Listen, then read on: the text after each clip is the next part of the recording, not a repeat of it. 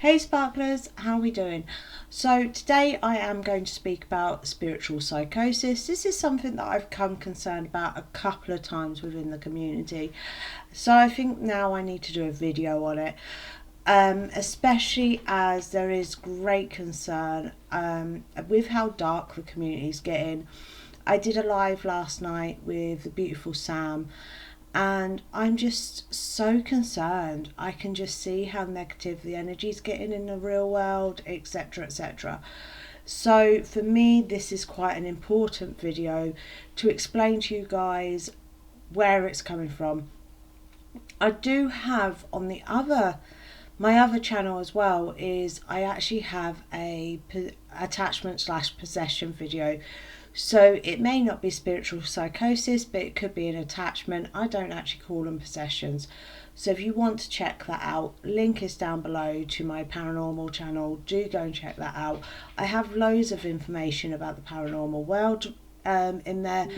Even though spiritual and paranormal do combined, I do keep the channels separate, just because that can help you a bit more understand things.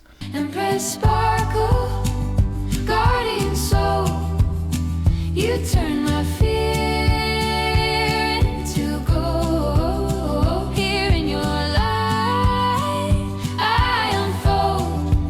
Ooh,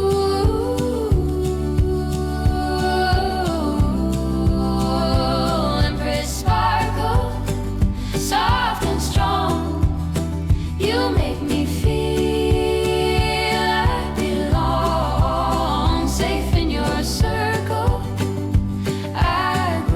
If you don't know me, I am Empress Sparkle. I am a witch, clairvoyant, Hellenic pagan.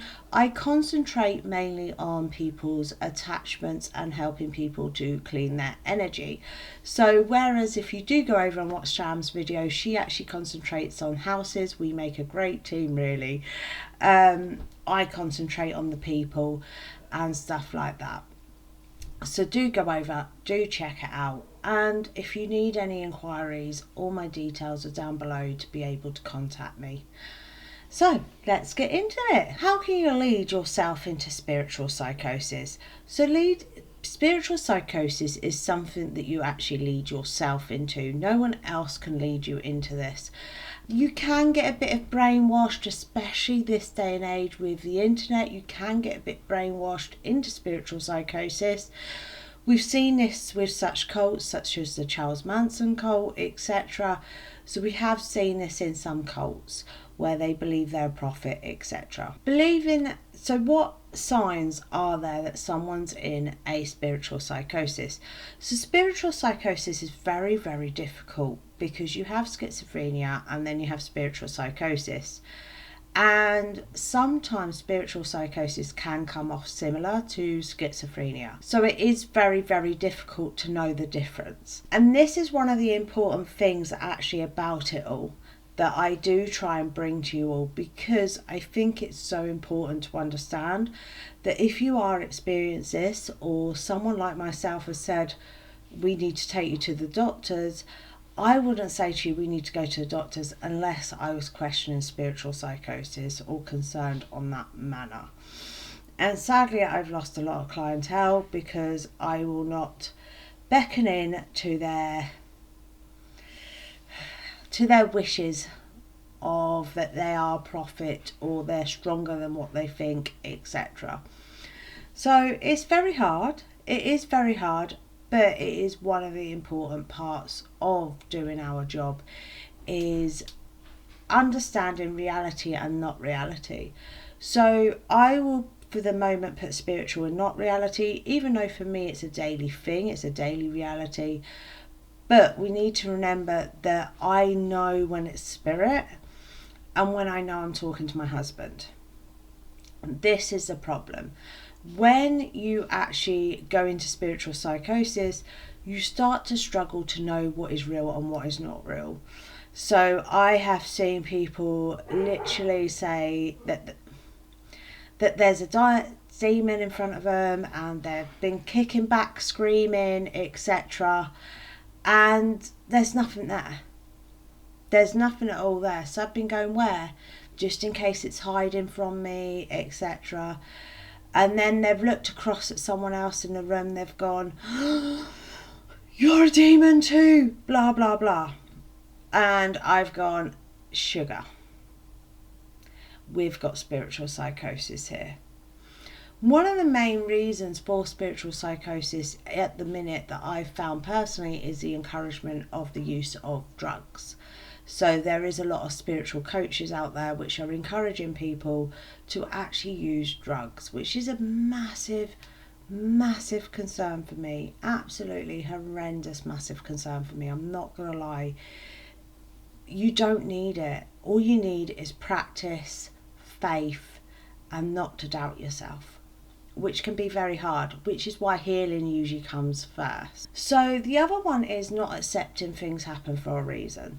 So this is one of the ones that really frustrates me when I speak to people. I hold my hands up. So a couple of months ago, I had a bunch of crows outside my house and I thought, what the heck's going on here? Never ever have crows outside my house. So I knew it was a sign. I was like, okay, we've got a messenger of death. Sadly, it turns out someone had passed away. I knew that was a sign. But when you regularly have crows outside your house, or you regularly have pigeons outside your house, or you regularly have anything outside your house, that is an important thing, not to jump to some conclusion that it's a sign. One of the scariest signs I personally have had is I went outside and found literally a skeletal. It wasn't there the night before. 5 hours later when I got up, it was there, a skeletal remains of a bird. And I was like, And we just visited 30 East Drive, just to let you know. So I was like, no. But stuff like that. But me, now I've mentioned crows. I've just heard a crow outside.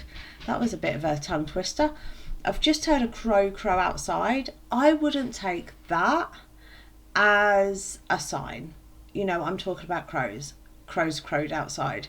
I have 3 crows that live around here now. They seem to have stayed since that day. They seem to have stayed. I'm cool with that. I'm like, okay, that is cool. And I think that's the important thing. Don't take everything as signs. There is some signs, but not everything is a sign. Also, this sign doesn't just have to be from God. It could be from spirit guides. It could be from loved ones. So this is another important factor, is we don't know who it's from. Okay, so you've got to understand that and got to work slowly at working that all out. So how can you prevent this? Well, obviously one's not taking drugs. Don't mean it really, but there's not one's that. Respecting not everything is spiritual. I think that is an important part. Some of it is life. Some of it is the bird's nature. You know, if you've got a bird swooping down because you've got an ice lolly in your hand, that's not a sign. That's the bird wanting your ice lolly. You know, stuff like that. And especially if it's shiny and it's a magpie, because they love shiny stuff. So things like that. It's not a sign. It is just nature. See what I did there? It is just nature. Understanding that some things are just okay to happen. So having respect for the fact that the world needs the yin and yang balance. I struggle with this one. And I will admit that. Because I want to make the world pure light. I don't want it in darkness. But I understand the world needs its yin and yang balance. So understanding that. So someone's been mean to you, that's okay. Don't let it darken your spirits, just get on. Or if you catch something out the corner of your eye, it may not be anything spiritual. You know, understanding it's okay.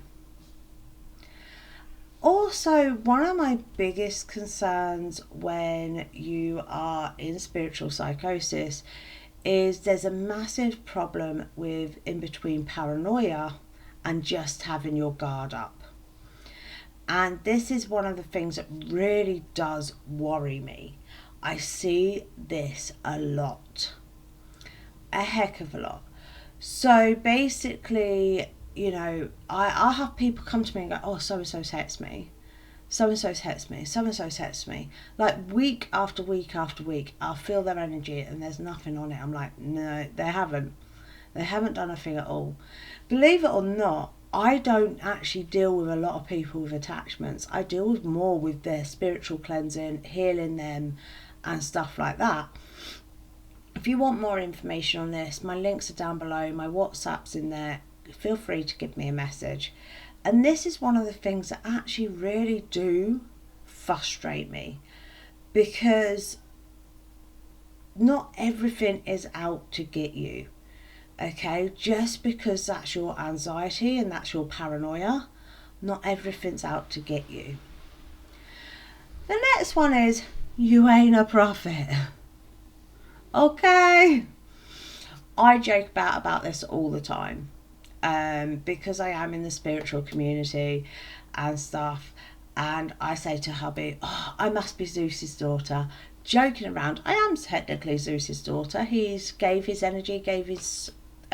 some of his energy to give birth to us humans, as well as Athena, etc. So I don't know which god or goddess 100% I belong to. But still, in a way, I am his daughter. We are beings that he allowed to come to life, in my opinion. For a Christian, that is God. For Muslims, that is Allah. This is our opinion and our belief. But I am not a prophet. Yes, I am here to spread the word on Hellenic pagan. I am, and understand that these people telling you that it has to be this way, it doesn't have to be. Yes, I am here for that. I am here to spread the word on how to build your light. I am here to do all that, but I'm not a prophet. I am a messenger. And that is a massive difference. I am a messenger of the light. And that's why I can work with someone like Sam, like Dancing Goddess, like Alison. I can work with these people because even though they don't have the same beliefs as me and they don't worship the same deities as me, I can work with them because we're all doing the same thing. We're doing what our deities want us to do, and that is spread the light. And that is really important factor, a real important factor. How can this be shown? I've already said about paranoia. Now, paranoia is one of the worst parts of this. When you go into someone and they're being paranoid, what we get is their back's always up, they're always ready to argue, they're always ready to fight. I go into places and they're so paranoid that even I'm the enemy. And they're like, you know, so ready to defend themselves, etc., against anything anyone else has to say. Anything that anyone else has to say. So paranoia is one of the important things. I actually, and she will know who she is. She will know exactly who she is. I've actually not long ago pulled one of my ladies back from a possible spiritual psychosis. And this was one of the weirdest things for me. She was paranoid that there was spirits always around her. She was paranoid that there was negative energy constantly around her, etc. And I was like, no, sweetheart, no, there's not. It's all okay. You're fine. Don't worry at all. You are fine. And this is one of the things that's really worrying. The paranoia is what caused you to go further and deeper into it. The next thing is always feeling spiritually attacked.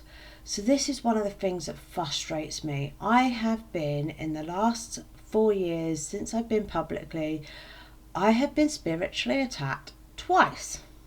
And that's it. Spiritually attacked twice. It was dealt with, I reflected the energy, and it was dealt with. I do now, I'm going on paranormal hunts. I do get more spiritual attacked now than what I did before, but that's by an entity. That's just by it going, oh, you're too white. I want to lower your whiteness, and they don't like it that They can't lower my light. They don't like it. And that is one of the important parts of this, is understanding spiritual attacks actually don't happen as often as what people think, unless you're on the internet spouting crap and upsetting nearly everyone. Hallucinations. Now this is one of the hard ones because everyone sees the paranormal world different. So for me, I know their spirits, and the reason why I know their spirits is because of they just look and feel different, is the way I'm going to say it. So I know they are. But sometimes when I'm speaking to people, they can actually make me question whether they are speaking to spirit or they're actually hallucinating. The best way to tell is how often they have spirits come to them. So for me, I do see about 3-4 spirits every day if I'm going out and about, depending where I'm going. But if you've got someone that's having them constantly in their home and stuff like that, and hallucinations can actually come in different forms. So I just need to say this. So hallucinations can come in all the senses. So all 5 senses can have hallucinations. So makeup under my nails, I do apologise. So I think that's actually really important to say, that hallucinations can come audio, they can come by smelling, they can come by taste. So sometimes this is why we have to sort of worry about these type of things, if that makes sense. So they are a hard one, and I will admit that is why I like the other ones, because it's easier. So the next one is everything is spiritual. So where I was saying about what can lead you in, and I said about the fact of struggling to understand the reality and non-reality, everything is spiritual. I've walked into a case before and they were in spiritual psychosis, and they went, "You look like an angel." So they could see my white light, and they could see my white light. There wasn't a problem there for them seeing it. But the problem was they were so deep in, they started hallucinating. So rather than me look human, I just look pure white to them. Absolute pure white. Which was really gutting. Is all I'll say. So the next thing is believing the spirit, everything the spirit tells you. Now this is a scary one, and believe it or not, this happens quite often also with schizophrenia. They will have just one devil in their head, and they'll be telling them to do some goodness awful things. But when I say about believing everything the spirit tells you, I don't always listen to my guides, and I'll admit that, and I end up on my butt and stuff like that. But I know the difference. There is even times where when my spirit guides are talking to me, I go, "Was that them?" I even question it, and that helps me to know the difference between reality and, for me, a reality, but for others a non-reality. So it is really important to understand this.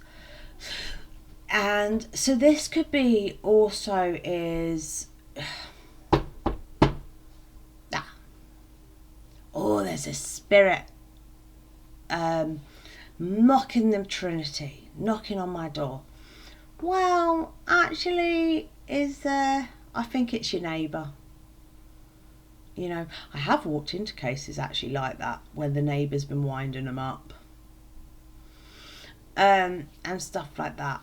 Or the tap turns on. Right, okay, the tap turned on. Have we checked it for a loose washer?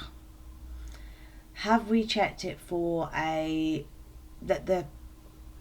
don't know what else is loose, but other things that can be loose in taps.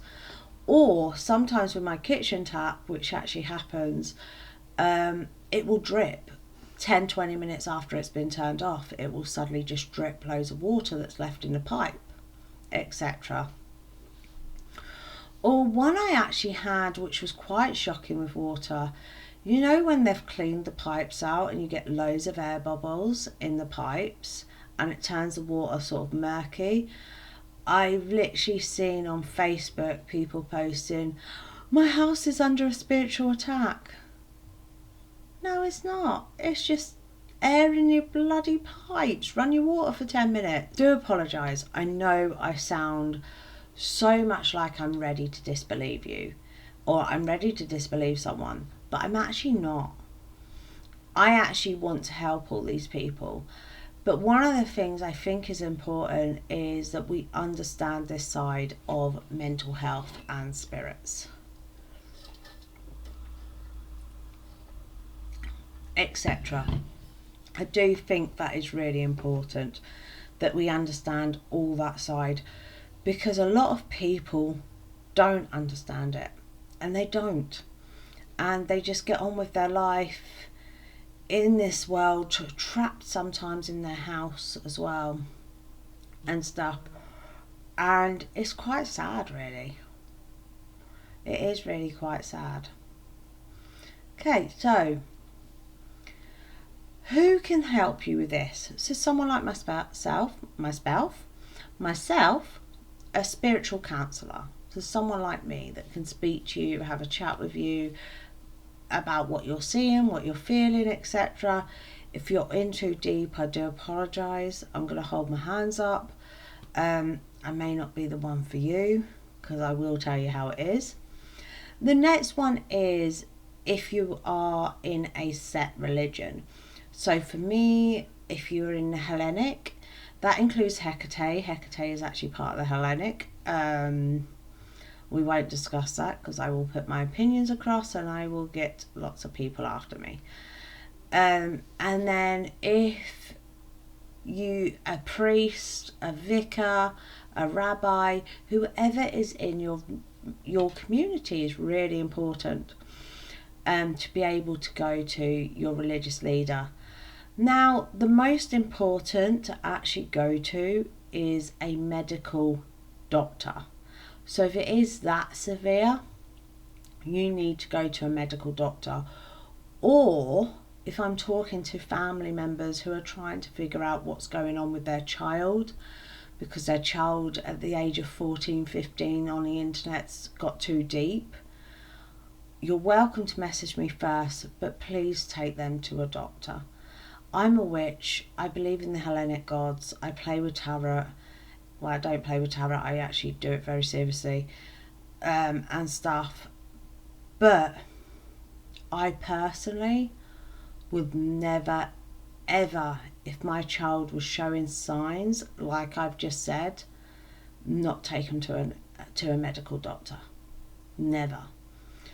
And I think that's why I'm leaving this video on that message, because our mental health comes first, and that is why before I even take you into the spiritual world fully and properly, I always make sure your mental health is in a good place, because it is so important.